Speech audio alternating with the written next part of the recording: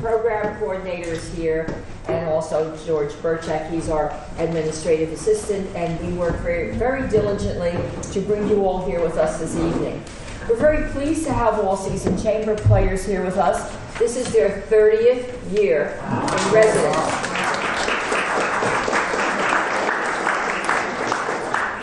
They've been coming here for 30 years, and I'm here 16, so they have quite the history here at the Barron Arts Center, and we are thrilled to be able to present such a fine group to you all here this evening and always. And at this time, I just would like to ask you, if you have cell phones, please, can you turn them off? We don't want to disturb. And at any time, this is presented to you through Woodbridge Township with support of Mayor John McCormick and the Town Council, along with the Cultural Arts Commission of Woodbridge. They're the people working behind the scenes to help keep the arts alive in Woodbridge. So now all you have to do is sit back and enjoy the concert. Just wait a few minutes and the group will be up shortly. Thank you.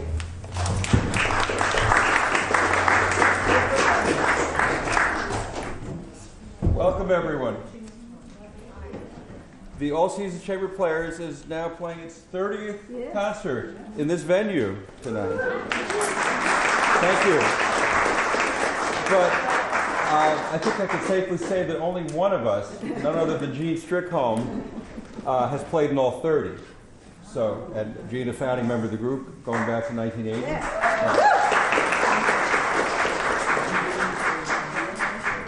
And Cynthia, I want to apologize if we were a little delayed in getting up here, but thank you for introducing us. And if you've had a chance to look at your programs, you'll see that we're calling it Going for Baroque. Sorry for the bad pun. But in this program, every single piece was written in during the Baroque era, so hence the title. We begin with music of George Frederick Handel, German-born, moved to England. He is best remembered for his choral music and his operas, The Messiah, Israel in Egypt, for instance. Also his festive music written for special occasions, the royal fireworks music, the water music, which was performed on big barges, floating down the Thames River. But he wrote a tremendous amount of very, very fine chamber music. And he gleaned a lot from a sojourn in Italy from 1706 to 1709 and absorbed a lot of the music of Arcangelo Corelli, who was towards the end of his life at that point. But so you're going to hear in this piece, the trio sonata we're about to play in F major, a lot of the Italianate influence, the lovely melodies. He casts it in the usual four-movement scheme you've probably heard me say if you've been here before, the Sonata di Chiesa, which consists of four movements, a slow movement followed by a fast movement, followed by another slow movement, and then a fast movement. But in this particular trio sonata, he caps it off with a lilting minuet. So, trio sonata in F major of George Frederick Handel.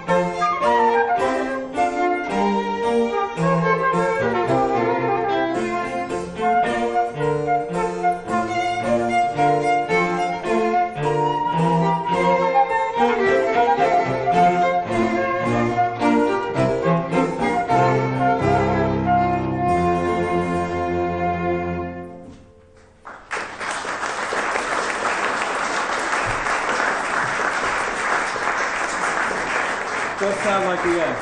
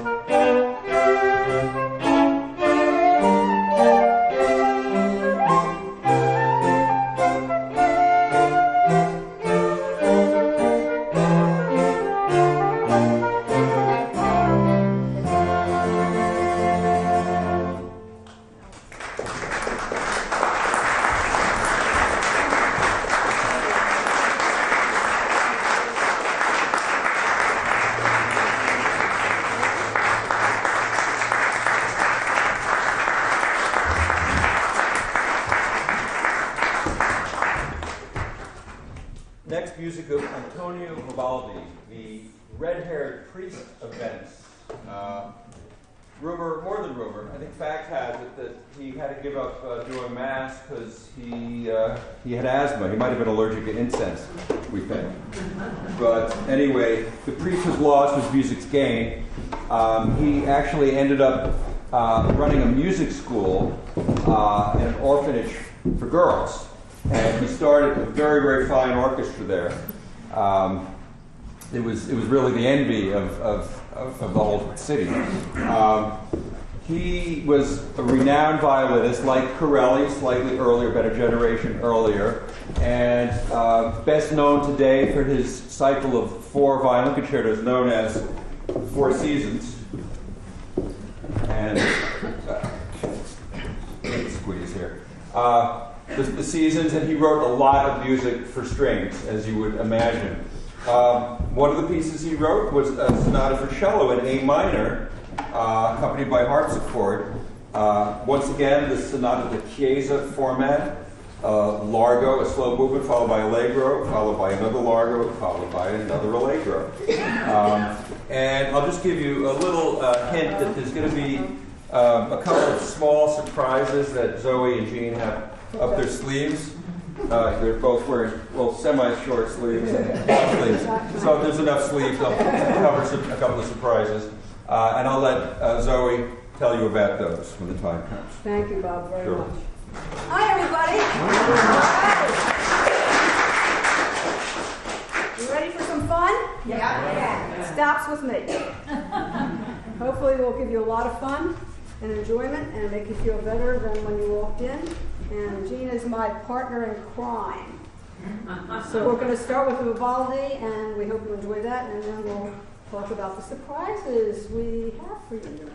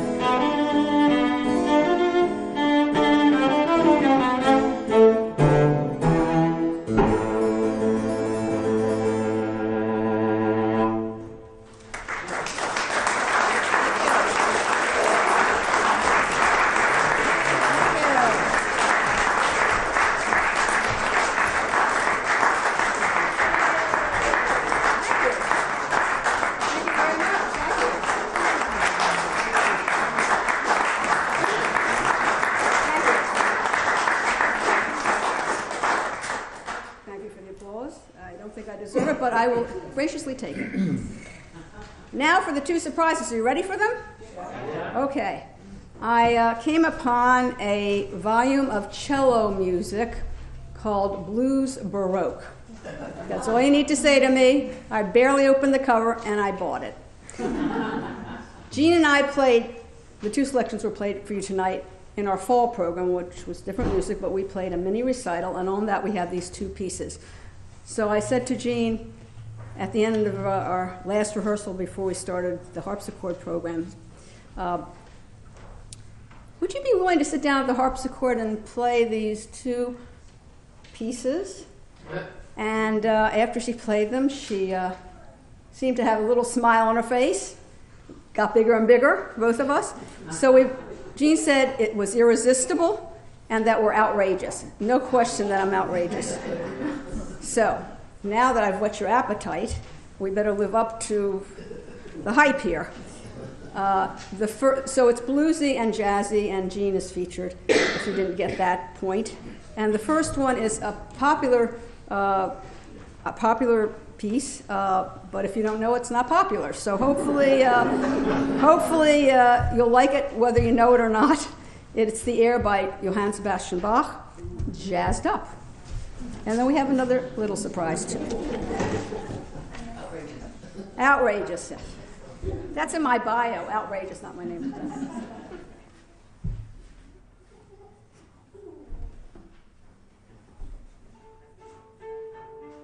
So if you feel like tapping, humming, chair dancing, go right ahead. I'm all for enjoyment.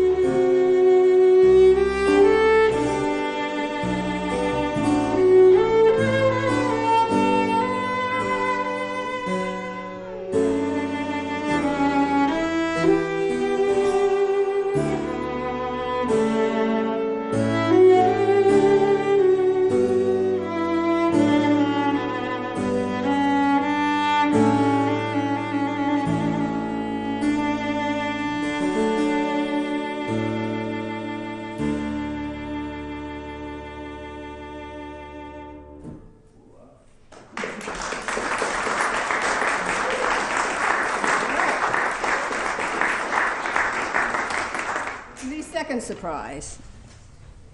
All right. First time people actually stop and listen to me. No, I'm just teasing.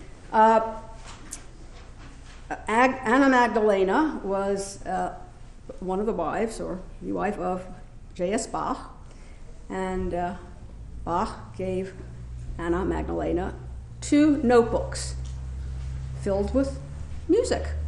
One would think it would be J.S. Bach's music. Some were, and others were other selections. This one is by Christian Petzold. Some people might think that it might be Bach, but it's actually Christian Petzold, and it's a minuet, and you may know it, and if you don't, you will now in a jazzy, bluesy version. So here's the minuet by Christian Petzold. And this is the end when we're done with us. Yeah, a lot more wonderful things to come. All right, this is really fun, so here we go.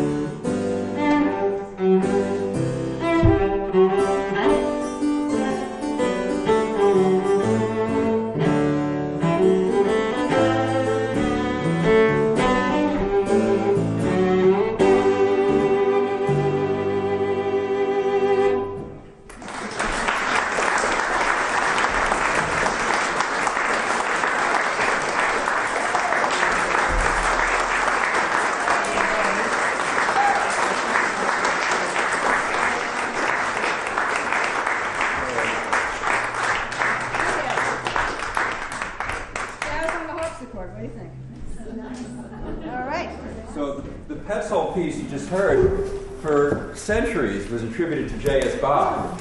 And it happened to be, the original version happened to be the only piece I ever learned on piano. And I always was sort of happy that I learned a piece of J.S. Bach. And now it's, I have to, not that I tell people about it, but now it's Petzold. Okay.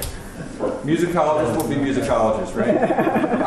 Well, now we're going to hear some real J.S. Bach. That was sort of an unintentional segue, but it worked.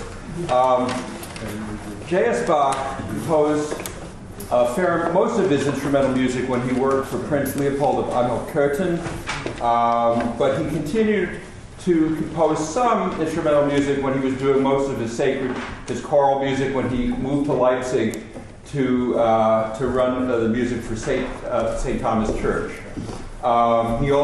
He worked at a group called Collegium Musicum in Leipzig, and he may have written the piece you're about to hear, his B minor flute sonata, while he was in Leipzig and working with the Collegium Musicum. It was originally thought, here musicologists enter into the equation again, it was originally thought that he wrote 7 sonatas for flute and harpsichord. But now it turns out that 3 are thought to be not the genuine article. They may have been written by his son, Carl Philipp Emanuel. But the one you're about to hear, the B minor flute sonata, is absolutely the genuine article. It's an authentic piece of Bach. And one of the things that leads us to that conclusion is that he elevates the keyboard part to equal partnership with the flute part. He did the same kind of thing in sonatas for violin and harpsichord, and also viola da gamba, a forerunner of the cello without an end pin, and harpsichord. So this paved the way for the true duo sonata, which many classical composers and romantic composers wrote pieces where the 2 instruments are on equal footing. Before that, in the Baroque era, it was mostly accompanimental as far as the harpsichord. You would play chordal support for the melodic instrument.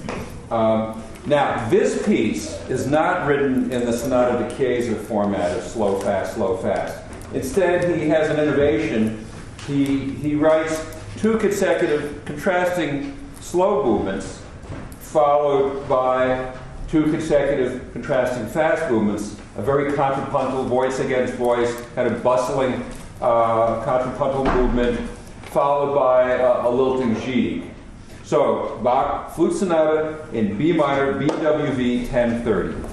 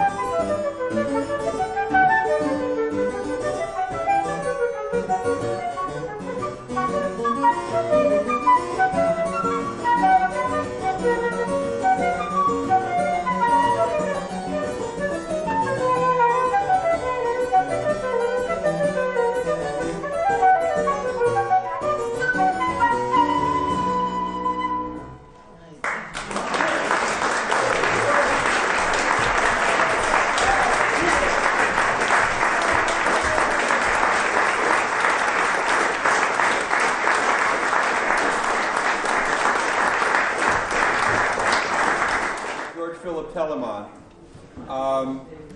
If you've been here before and you've heard me talk about Telemann, you know what's coming. The most prolific composer of Western art music who ever lived. He's in the Guinness Book of World Records. Over 3,000 compositions. And you'll know this next part too, or it'll ring a bell. Had his mother had her way, he would not have been a composer, he would not have been a musician at all. He would have been a lawyer. Yeah. She went so far as to lock up his instruments, his collection of musical instruments, forbidding him from playing. And we're talking about a young man who, at the age of 12, wrote, produced, and starred in an opera he wrote at school. So we're very fortunate that Telemann had sympathetic teachers who nurtured his gift, and he abandoned his law studies and went in the direction he really wanted to go in and become a musician. He was self-taught as a violinist, wrote a set of 12 fantasias for solo violin. This is number 12 in E-flat major. He wrote comparable sets for flute, viola da gamba, the forerunner of the cello, held between the knees, no end pin, and also harpsichord. Sonata da Chiesa form again, slow, fast. And you'll notice in this piece, he kind of weds his German background of voice against voice, counterpoint. He implied different melodies with the different strings, different ranges in the violin, but also, like Handel, had a real affinity for the Italian style. So there's a beautiful melodic quality to a lot of what Telemann wrote, and this piece is no exception. So Fantasia number 7, it's actually number 7 in E-flat. The set of 12, I think it may have been listed incorrectly as number 12, but it's number 7. I have it written here on my music.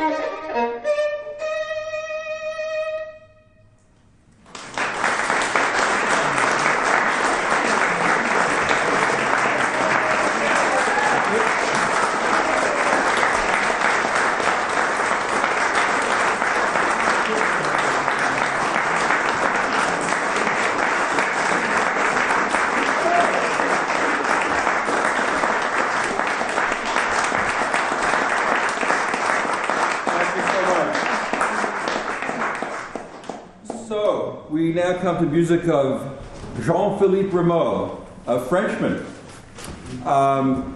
He had three distinct periods in his creative life.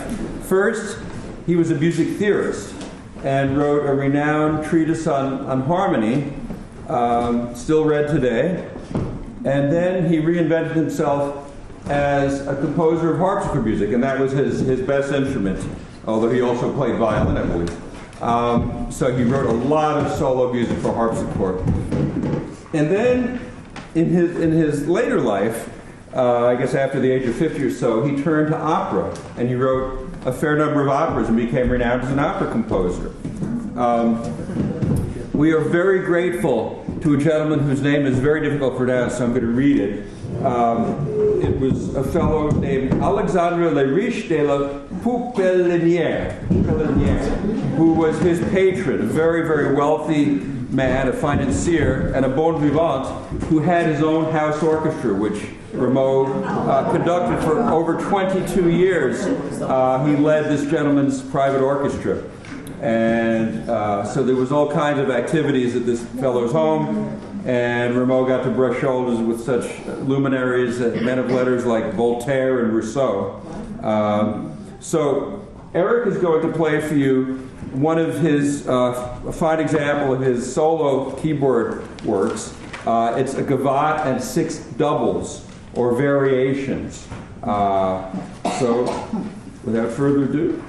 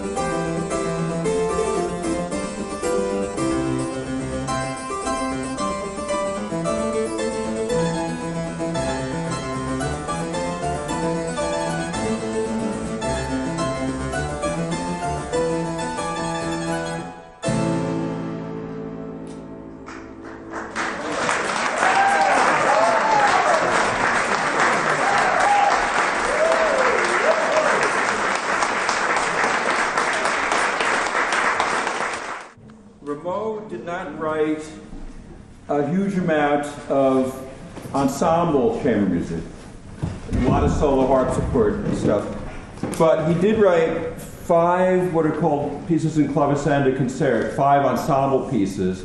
Unlike the trio sonata you heard earlier by Handel, this is mostly, I mean, not entirely, but the spotlight is on the keyboard. Not, not shockingly, since Rameau was a great harpsichord player. And he had 2 solo instruments.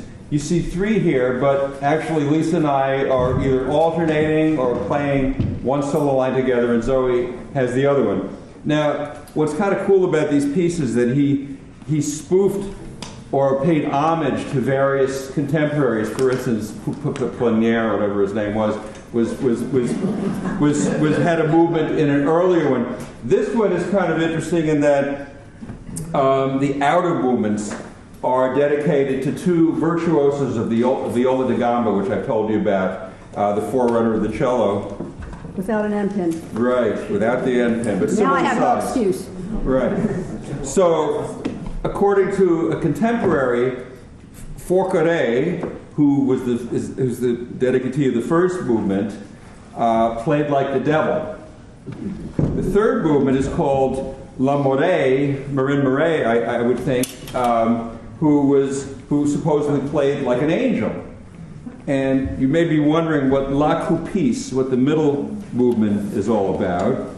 And that one is actually dedicated to a very, very popular and innovative ballerina named Marie Anne de Coupisse de Camargo. That's a mouthful. So she was the one who helped popularize ballet slippers, calf-length skirts, and tights, which leads one to wonder what ballerinas wore before that. Diaphanous gowns. That sounds like a good theory. Because remember, in French opera, there was a lot of ballet. There was a lot of dance in the opera productions. So, number 5, concert pieces of clavecin and concert. Number 5.